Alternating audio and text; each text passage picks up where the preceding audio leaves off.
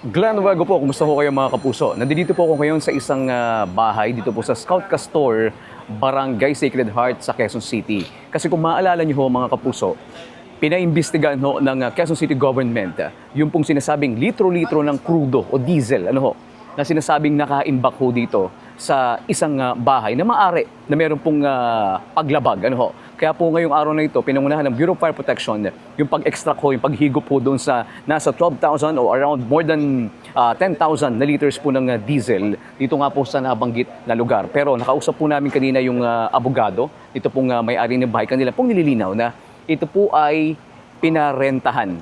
Pinarentahan po itong bahay na ito, tapos hindi ho nila alam na nag-iimbak pala ng ganong karaming diesel. Yun pong nangupahan dito.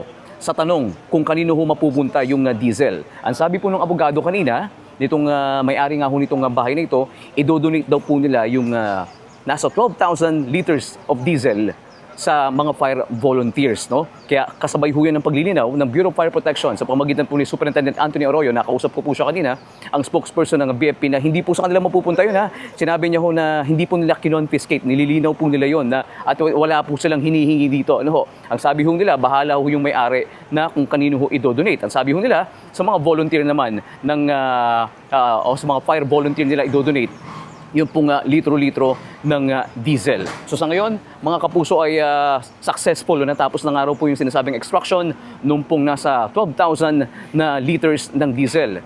Pagdating naman po sa violation, pag-aaralan daw po ng may-ari nitong bahay na ito kung kanila pong sasampahan ng reklamo. Yun nga pong umupa dahil nga sinasabing pag-iimbak ng litro-litrong diesel dito po sa nabanggit na bahay.